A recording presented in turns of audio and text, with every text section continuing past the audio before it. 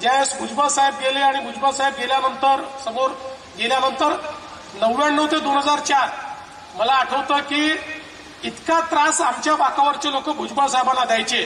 खूप भुजबळ साहेब हे पुरून उरायचे. पण राणे साहेब गेल्यानंतर मात्र कोणीही कधी त्यांना त्रास दिला नाही, कधी त्यांचा विरोध केला नाही. कारण तिथे बसलेल्या प्रत्येकाला हे माहिती होतं की राणे साहेब जे तिकडे गेले आहेत ते मनाने गेले नव्हते.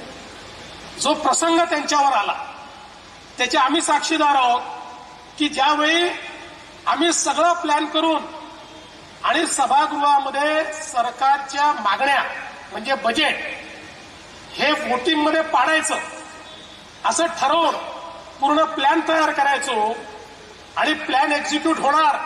राणे साहेब त्या सरकारचे एक 10, 12, 15 कारण फारच कमी डिफरन्स होता, 15-20 आमदार गायब करायचे. त्यामुळे आमची संख्या त्यांच्यापेक्षा जास्त असायची आणि अशा वेळी अचानक कोणाचा आदेश यायचा मला माहिती नाही, पण 8-10 लोक निघून जायचे आणि राणे साहेबांनी केलेला प्लॅन हा त्या ठिकाणी दुर्दैवाने तो आम्हाला परत घ्यावा लागायचा. ते जे काही शल्य त्यांचं असायचं ते अतिशय जवळून मी बघितलेलं आहे.